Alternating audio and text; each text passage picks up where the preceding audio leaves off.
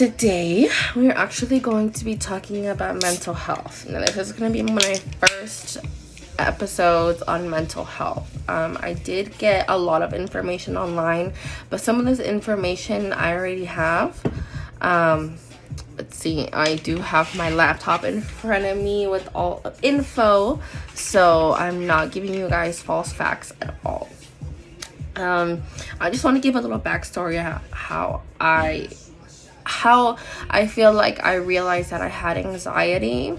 I was actually, the first time I can recall having anxiety was elementary school, 5th grade. I remember we had to stand up and do our little mission projects, and I remember how we had to stand up. One of the first times we had to stand up and like go in front of the classroom, I really started throwing up. I didn't even pretend I was sick. I was just so shy, and I got this weird feeling in my stomach, and apparently my teacher was like, stop crying, and I didn't know I was crying. It was just a very weird experience that I had, and I felt this pressure in my chest that I honestly thought I was having a heart attack. I was like, how am I all of 10 years old having a heart attack? But I wasn't. I got really cold. My body got really cold. I almost fainted. I got sent to the nurse, and the nurse, advised me to go to the hospital. Mostly, I had Latin parents, and no disrespect and no disgrace to my mom and dad. I know they support me and watch me. They're so cute. My mom gave me tips last night. But, like most Latin mom and dad, they don't really believe in mental health like that, or at least at that age they just thought I was either shy, etc. and etc. So this is watermelon.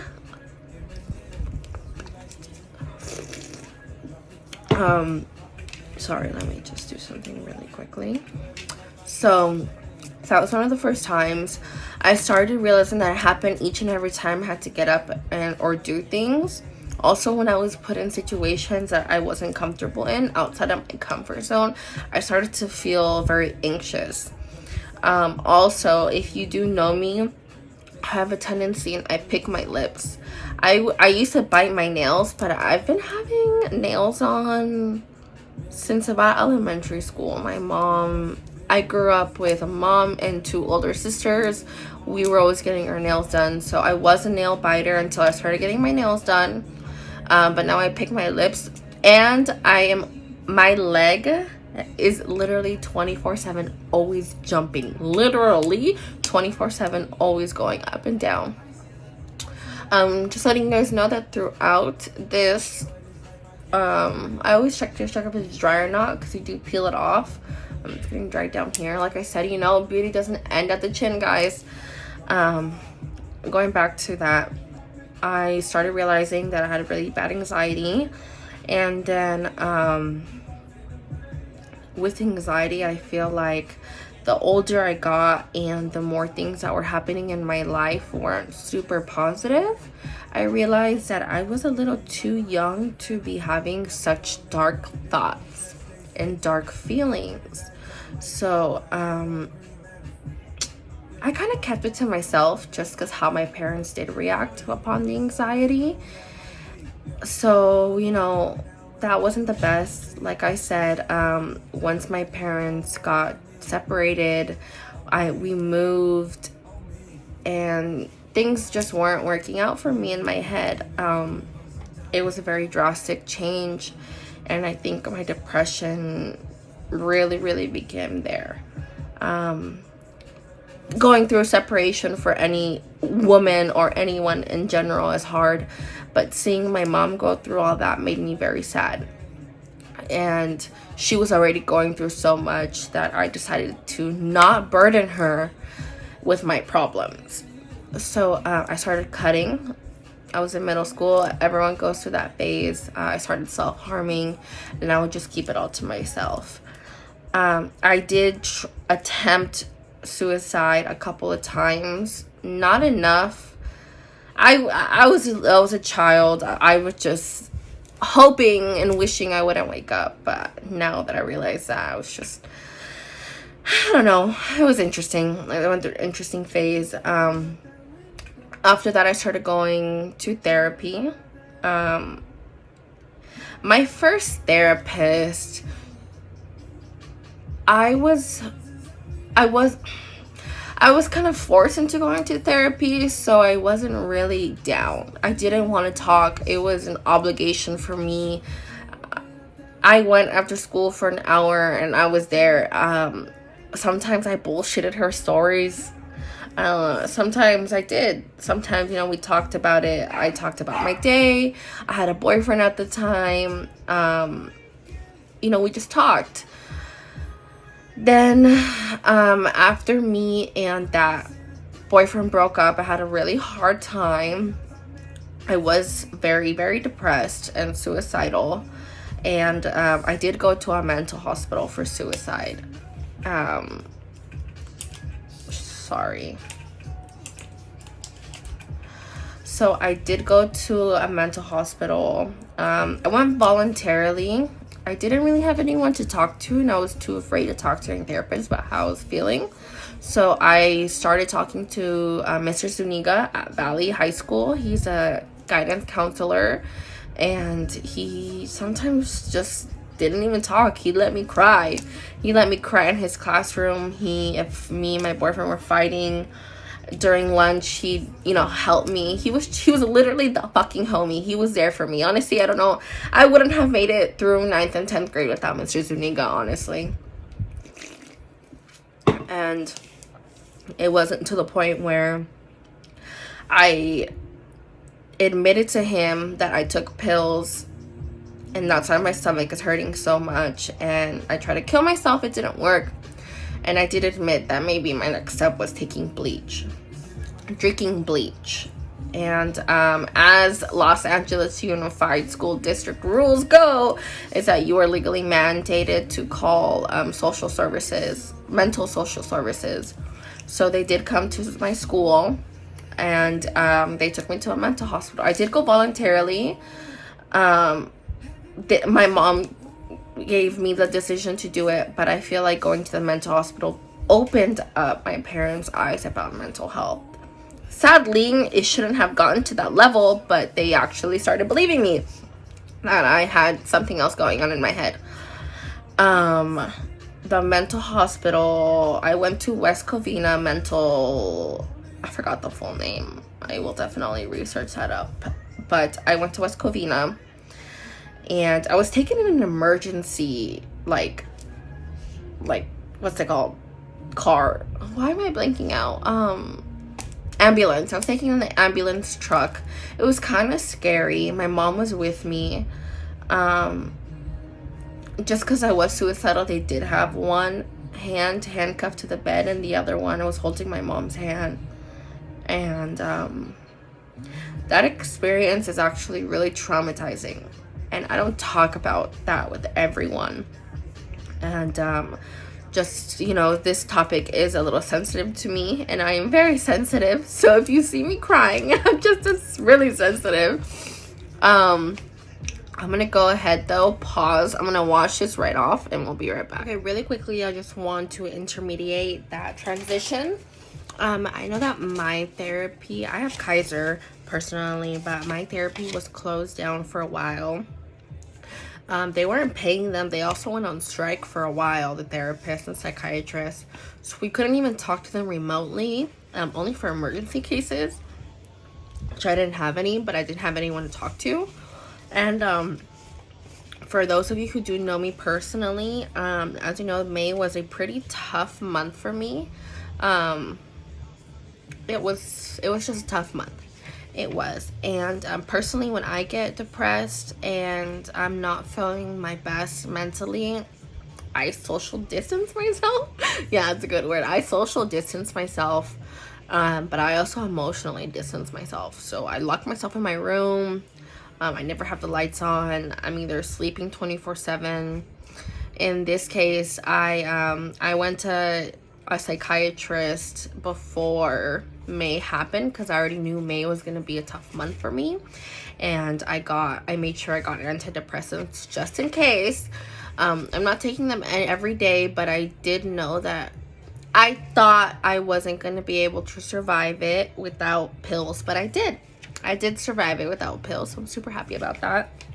But I started distancing myself from my family, and they noticed, they noticed a shift in me. I'm usually very chipper and laughing and smiling, and when a certain date came around, I started not to be me. And depression kicks in, and like I say, there's good days and there's bad days. So one day I stepped out the shower, and my sister stapled this together for me, and it says, I know you're going through a really hard time this month, and while it is important to grieve the pain you feel, don't bottle it up. Just know that you're not alone. Mom, Dad, and I are here whenever you need us. If you do need to talk to anyone else, just know that there is help available to you. I love you always. So that kind of fucking, broke my heart in good ways. It's always good to hear, sometimes when you're going through a rough time, that people are here for you. And for anyone that does know anyone going through mental health, it just feels nice to know people are there for you, even though sometimes you take advantage and you don't want it. It's good to know. But there are counseling centers that are open, and she shared wonderful information with me, even highlighted it. There's West Valley Counseling Center that is absolutely free. It's on Ventura Boulevard. I'm gonna go ahead and I'm going to take a picture of all these pages and post it over me talking. So they even have a Q&A. They have an Instagram. There's a Twitter. A friend of my sister referred this to her, and you can actually check them out on Instagram as well. With no insurance, you don't need insurance, by the way, you don't. You can always claim emergency medical anywhere you go, any hospital, any place you go as a California citizen, as a United States citizen, as a California resident, you can always claim emergency medical. So if you don't want to pay,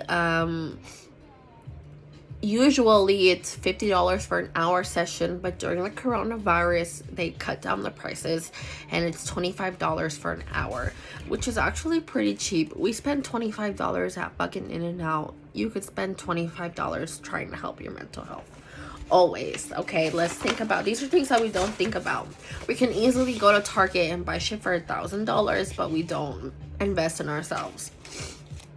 There are also a donation center, so if you do, you have no money, they also have resources for you that you don't have to pay, which is great. There's psychotherapy services, there's family thriving, there's couple and partner, sorry, my phone keeps dying, there's couple and parenting counseling, there's group counseling. I just think that it's good, and for right now, one of the only places, there are private places that are open if you have insurance. I'm just giving this to people that don't have insurance, but for those of you that do have coverage or do not have coverage, there are places available to you. And if even then you don't have anyone to talk to, I am always willing to help, because I prefer to hear about your problems and attend anyone's funeral. So I'm gonna be dropping my social media. If anyone needs to message me personally, you can message me through YouTube. Just make sure you have an account, or message me through my social media. Like I was saying, let's get back to the emotional shit.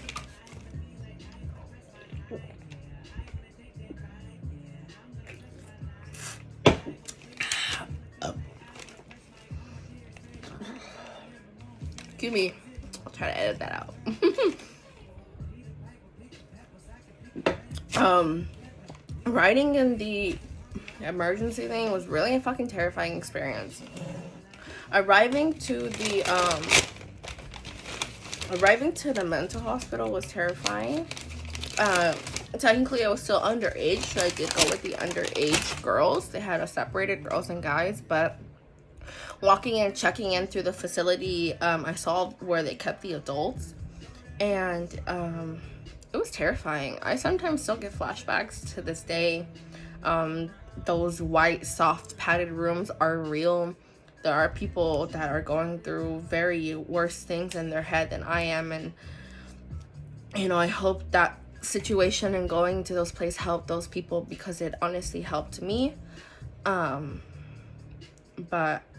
I definitely don't think going to a mental hospital diminishes me in any way. It makes me stronger.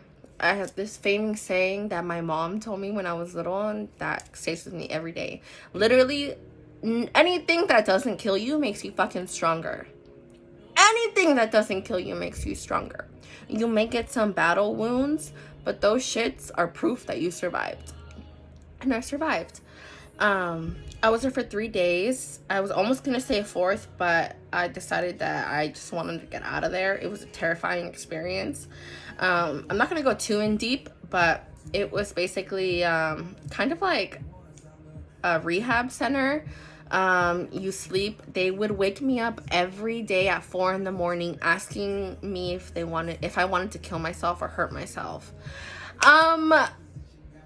Of course, when someone wakes me up at 4 fucking a.m., I'm gonna say I want to hurt you, bitch. Of course.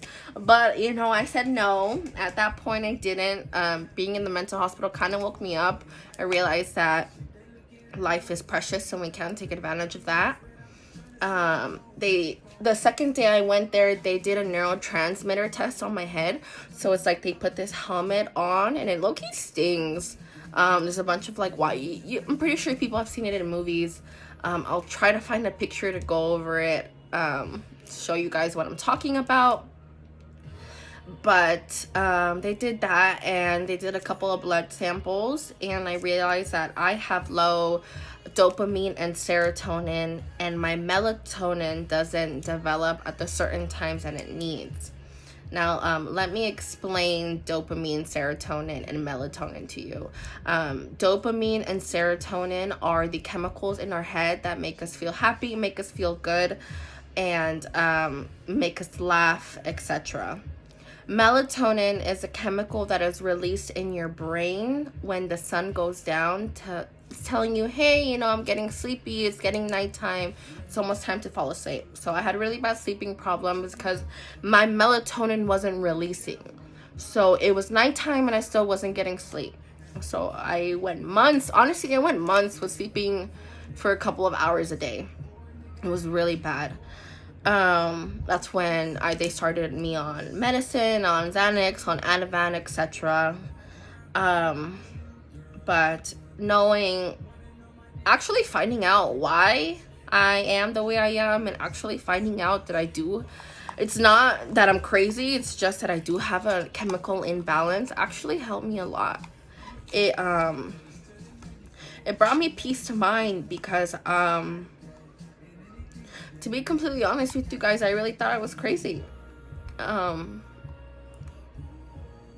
thought I was either gonna end up killing myself or I was gonna go crazy. It was really scary. The things that were going through my head.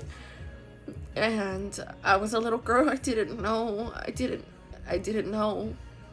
I just didn't know. But finding out that it wasn't all in my head. I mean, it is in my head, but finding out that, you know, there's something actually wrong with me helped. In a way.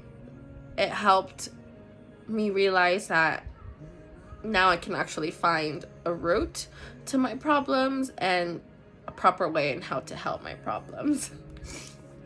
Fuck my eyelashes. I'm sorry, Ivana. When I try to cry up because I just got my eyelashes done. But legally, after the mental hospital, because I was underage, I had to go through another therapy. So I went to a court mandated therapy, and that was every day after school. My first one was every week. This one was every day after school. And I feel like this, and this is where I made the mistake through exactly the first day I went to that therapy is where I made a mistake that I fucked up, and that mistake followed me a lot. The Baja Blast is the best. I get the Freezy, but I've been talking a lot. This is my crack. This is my fucking crack. I could put tequila in here, like it's my fucking crack. No. You guys caught me. No.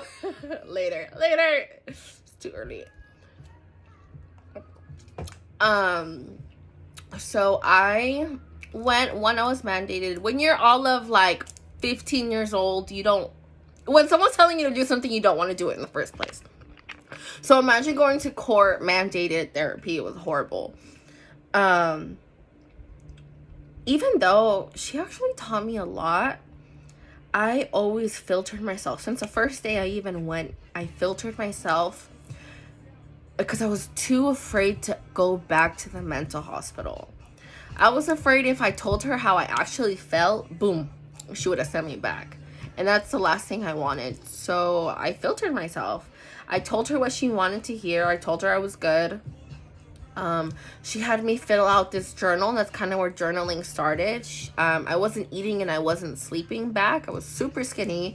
I wasn't sleeping. You could literally see like all this. I just wasn't sleeping. I had sleeping problems. The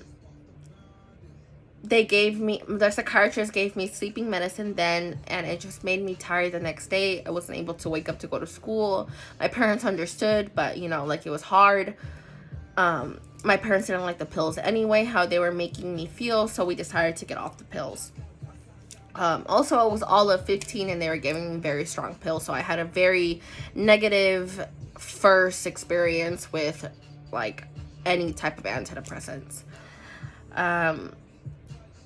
She did help me though. I could say she gave me a lot of coping mechanisms, but I feel like I didn't properly value from those coping mechanisms.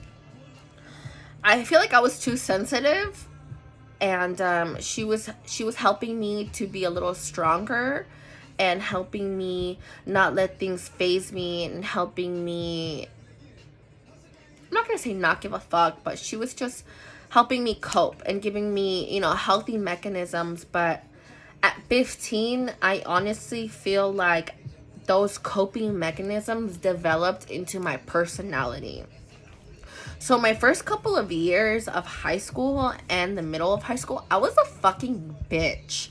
I can admit that. I was a bitch. Honestly, people would say they were afraid of me, and I feel it because I was a fucking emotional wreck. And like I said, I took those coping mechanisms and I imprinted it into my personality. So I just shut off my heart. I literally fucking froze my heart. That shit turned into ice. Quoting 21 Savage, I froze my heart so much that I could pour that shit in my cup. Honestly. I apologize to all the guys that I hurt over the years in high school because I was going through some shit, boys. But ¿quién te manda? ¿Quién te manda? Yo no. Anywho. So that developed. It was a little bit until I would say headed toward my senior year.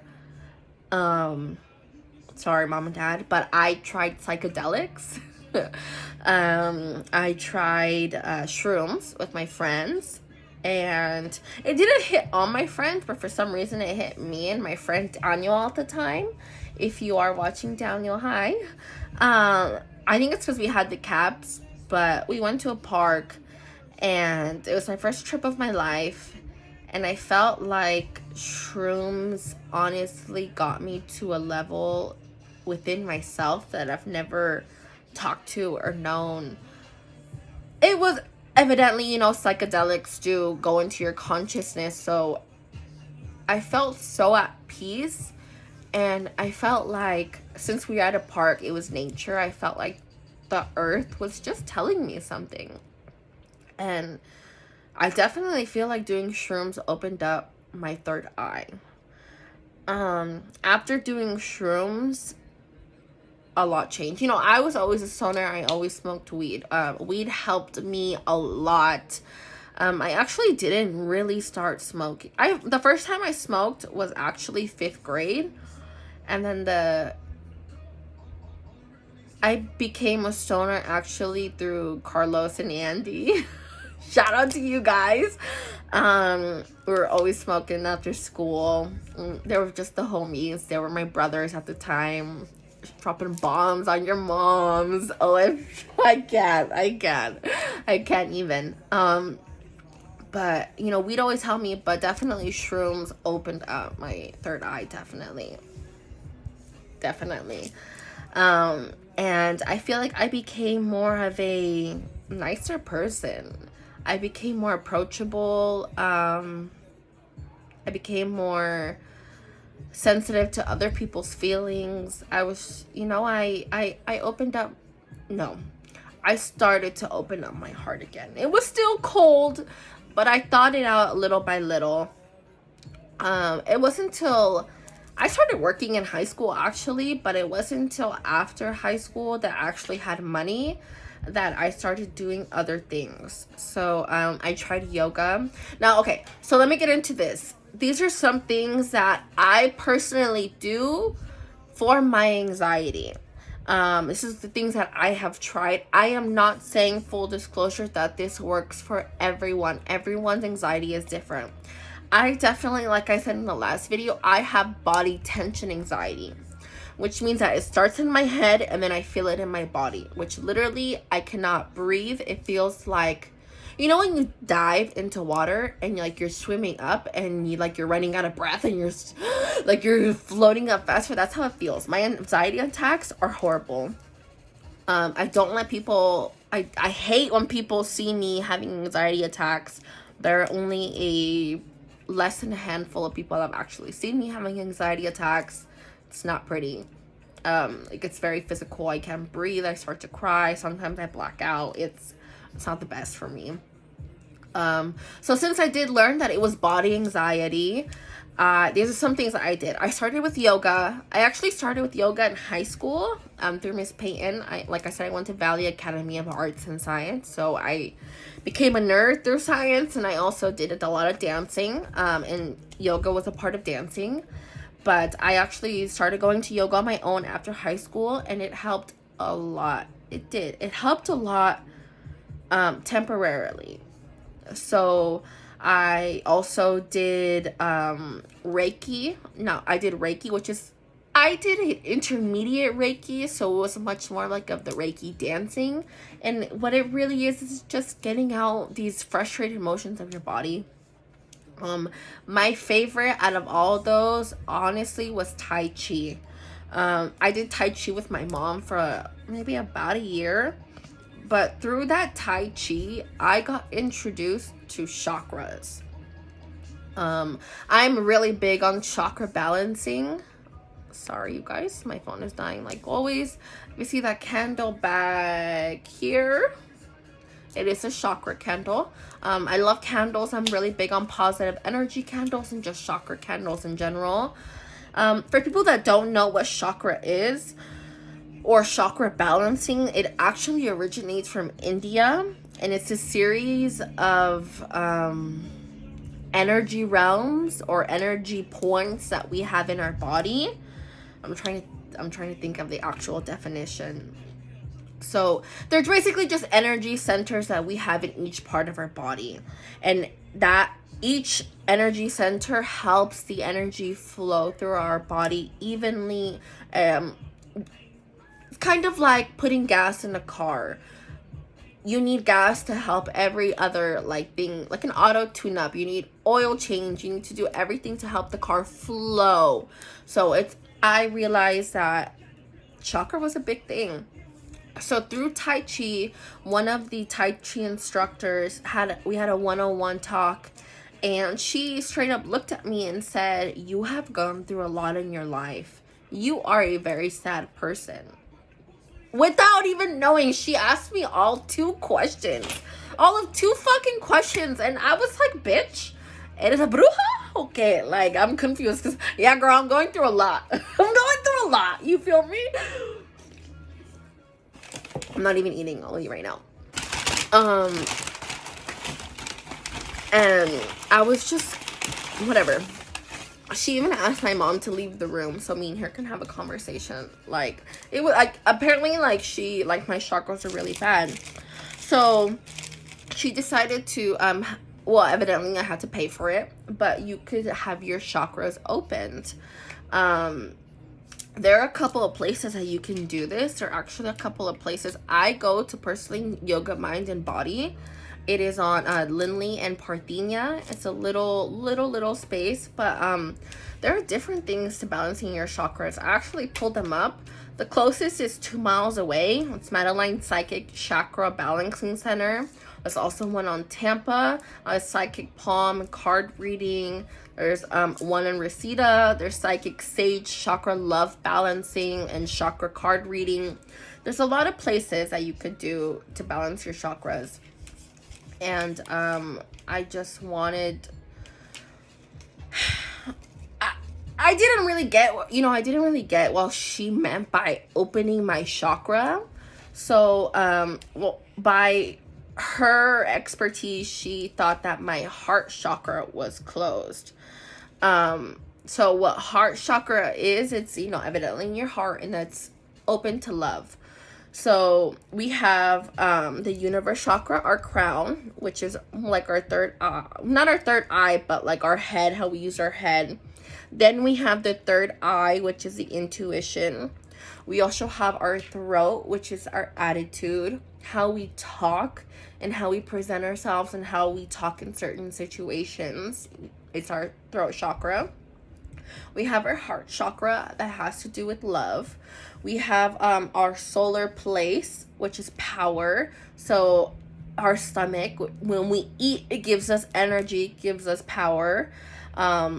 We also have our cerebral, which is creativity. It's not necessarily in your pelvis, but it's kind of in your lower abdomen. And then we have the root, which is gratitude, and either that is for a male, you know, our male parts, or a female, the female part. It is the root, and that's where we grow life. That's a little chakra introduction to you. Each different one has a color. You know, it all flows. And if you guys want to get more into that, I can drop one of my favorite spiritual websites that I go to that I learned through all of this. You know, there are just certain things that you could do, and meditating, going to yoga, going to Tai Chi, dancing, sweating, running, putting stone, you know, like I have chakra stones, I have candles, I go get facials, I go get massages, I go for a run, I treat myself to Taco Bell, and that all benefits my mental health. So, getting back to the chakra opening, she literally did it with 2 fingers. With 2 fingers, like the pressure of putting it like this, she did it on my heart. And I swear to anyone, the simulation, to the matrix, to everything above, to anything, that shit hurt more than getting a tattoo. Honestly. Her 2-finger pressure hurt a lot. After 5 minutes of the same pressure, I felt a release. I felt it wasn't hurting. It was the same pressure. It was a release. At first, I was kind of like, you know, it was weird. It was a weird experience. She opened my mom's stomach power chakra. My mom, she just wanted a little help, like losing weight and stuff like that. So she wanted to open her chakra, eat more healthier. That's also a way to do it as well. And, you know, she kind of felt the same thing that I did. So I didn't, you know, I kind of paid attention to it. My favorite sauce is mild. I paid attention to it, and I felt like opening up my heart chakra changed my life forever. Like, changed my life forever. For you guys knowing who I'm talking about when I say my ex-boyfriend a long time ago in high school, he really fucking hurt me. Like, really hurt me. Like, really hurt me. Definitely over it now. I don't give a fuck. But I froze my heart without healing it. You know, like I shut my heart out without actually healing it. And I feel like that's a lot of us do. Is that we get hurt and then we become a savage, or we freeze our heart and we never heal. We just adapt. But that's something that as an adult now, that's something that we really need to start doing, is healing. Because without healing and without growing, you can't prosper, you can't move on, and you can't become your best self. I'm not saying I'm my best self, because I've been doing this for a long time, and I could say that I still have a lot of healing to do, but that's okay. That is okay. I feel like I've hit rock bottom so much that I know that there is nowhere to fucking go but up, which is great. So that's cool and that's great. I loved it. I suggest it. I'm gonna drop some details on my comments about chakra opening. I've definitely been through different types of behavioral therapy, and I've had a total of 8 different types of behavioral therapists. I've also gone through hypnotherapy. Hypnotherapy and behavioral therapy are kind of the same thing, but they're different. So behavioral therapy is kind of a mirroring therapy, which is more of they ask you basic questions and your conscious just speaks as itself, and it's kind of just of a mirror. So you're kind of speaking to yourself. One thing with behavioral therapy, you know, they are licensed professionals and doctors. They can give you the explanations about what you're feeling medically, like an emotional balance, and also psychiatry. It gives you an actual medical medicine. I have Ativan, and I have what do I have right now at the moment? I totally forget the type of Amarazepam, which is an antidepressant. I'm not taking it at the moment. There are times that I do take it. But you know, psychiatry is meant for the help you get on medicine and all other things. But I've gone to psychiatrists and they just prescribe me medicine. So I think a little bit different. And I personally like hypnotherapy a little bit better than behavioral therapy. Even though it's more expensive, hypnotherapy is not covered in most PPO or HMOs. I do that through Happy and Relax Massage Parlor in Burbank. That is a whole massage place focused on chakra and spiritual healing. So I go get like my Thai massages or just regular massages there. But I also see my hypnotherapist there. And hypnotherapy is just kind of like behavioral therapy, but he keeps it real. Instead of just going, and how does that make you feel? He goes, why? Why the fuck are you feeling like that? You can change. Only you can change. It's more of a realer, deeper talk than just surface talking. And he's helped me actually a lot with mindfulness. And that's something that I want to get into too, because I feel like mindfulness is the best thing that I have been personally practicing, and I've tried to share it with every single person I talk to, my family, my friends. I mention mindfulness. I preach it. I practice and preach, honestly. Mindfulness is the practice, it's the practice of your own mind. Basically, how I put it is that you cannot control other people's actions. You can only control how you react. What I mean is that, an example, me and my sister, I love her to death. I don't get along with her sometimes. Sometimes I don't fuck with her.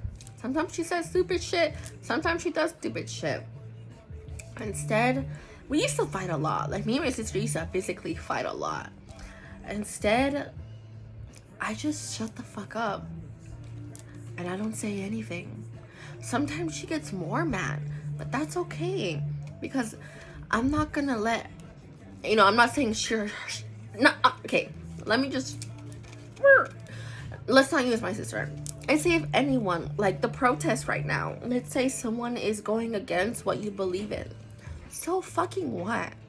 Everyone has their own opinions. You're not right and you're not wrong. They're not right and they're not wrong.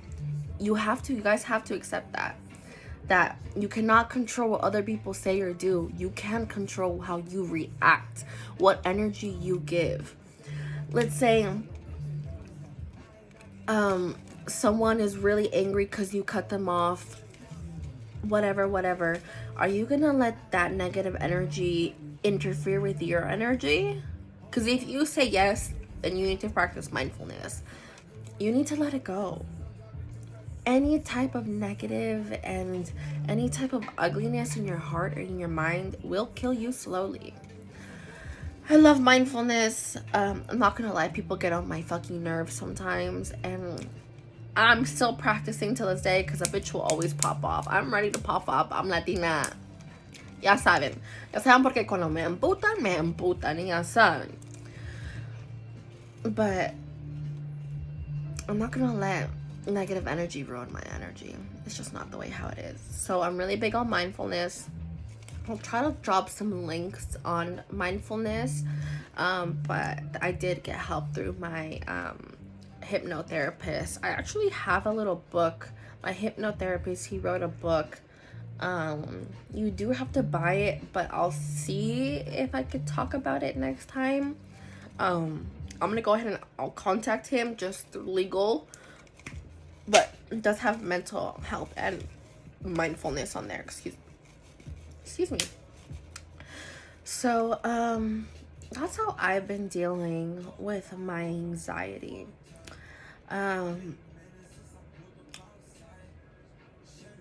My depression, it's more of I've learned to live with it and I've learned to conquer it.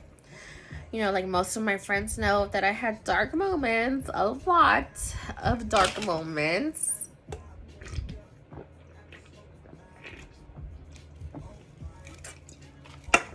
A lot of dark moments. But thank you for everyone that was there for me, because I'm so grateful I'm here now. And I realized that it is a chemical imbalance and I'm always gonna live through it and I'm always gonna live with it, so might as well make it the best. I'm really trying. It gets annoying when people just say, oh, you're just sad, you'll get over it, just get over it. If it was only that fucking easy, if it was only that easy, 23 years of my life just wasted, if it was only that fucking easy. But some days are harder than other, but it's okay. It's okay. Like I said before, once you've been at rock bottom so much, you know that there's nowhere else to go but up, and that's okay too. So I'm gonna end my mental health here section. I haven't really fucking ate it all, but I did promise you guys that I was going to end each. Didn't drink that much during this one. I did promise you guys. I don't know if I should drink out of twin A or twin B. A, B, C, D, E, F, G, H, I, J, K, L, M, N, O, P, Q, R, S, T, U, W, X, Y, and T. Ooh, twin B, okay. That was my decision making process. I love tequila. You guys know I love tequila. I do deserve the best. You already know how that goes. I just freshman can't do Patron anymore. I think I overdid it, so I'm gonna need a break for a couple of months. So thank you guys for watching. Next episode, I don't know exactly what I'm gonna do on, so comments and just messaging me will help me a lot. I'm thinking about going over my makeup routine, even though I don't really have a makeup routine, but I don't want to because that's kind of cliche. So I'm thinking about doing my makeup while talking about a topic next time. I don't know. We'll see. Let me know. I'm definitely about to fuck up this Taco Bell. So once again, I hope anyone that is riding, please, please, please, please be safe. Don't loot the 818. This is our home. My family has family-owned businesses here. Just, you know, I understand that this needs to be fucking... This was bound to happen. I understand that. But hurting other people and hurting people in our community it just isn't smart. Come on, guys. It's crazy. I passed Target and I couldn't even go in. It's just getting out of hand. I'm not saying that it's bad. It's just getting out of hand. But to each their own, you know? Fuck, honestly, fuck cops. Fuck all these white cops are fucking, not even white. Fuck all these corrupt ass motherfuckers. This is a fucked up simulation, but I believe in the Matrix anyway, so we'll see what fucking happens. It was easier than yesterday. There's no food in my stomach. You know what? Here's for you protesters.